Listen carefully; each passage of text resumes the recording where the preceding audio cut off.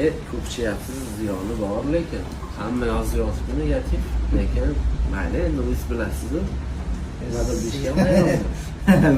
Ko'pchilik teshiy anaqa deyishadi. Rostakam akalar, bu rostakam narsa. Lekin bundan paytida 5-6 ta ichganman. Sergelida yashab yurgan paytimda, lekin mazamni qochirgan, oxiri doktorga borganman. Sizga hech qanaqa o'zgartirish bildirgan yo'q? Mana hammasi originallikka originalu. Men qo'rqaman endi tavsiya berishga. Tavsiya bermaysiz, lekin original, to'g'rimi? Ha, bilib turibdi, ishonib turibman, lekin odamlar ham shavodni ichayotganingizga faqat siz uchun qayg'urishyapti. Ichmang aka deb.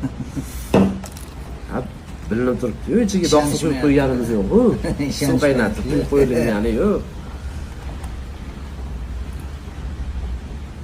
Bu bittasini o'zi qancha taurin bor bunda, qanaqa kofein bor, uxlatmayotgandir yo uxlashingizga ham effekt bergani yo'q. Yo'q, uxlatgan yo'q. Rostda hammasini ichmoqchimisiz? Bilmadim endi, aka ikkita qo'ysangiz kerak uni videoga, qaranglar, realniy narsa-da.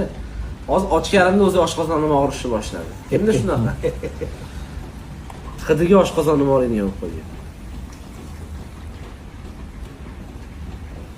Tavsiya berasizmi odamlarga? Odamlarga tavsiya bermayman. Meni gapim. Xo'p. Men hammaga ommaviy ziyon emas deyishda emas gap. Prosta menga ziyoni yo'q. bo'ldi. Menga ziyoni yo'q. Hech kim targ'ib qilayotganim yo'q. Bo'ldi. Bir pas qo'yamiz. Bir pasda ichib qo'yayotganim yo'q. 4 marta ko'tarib ichib qo'yapsan deyotganlarga. Ikkitasi bitta bo'ladi, to'g'rimi?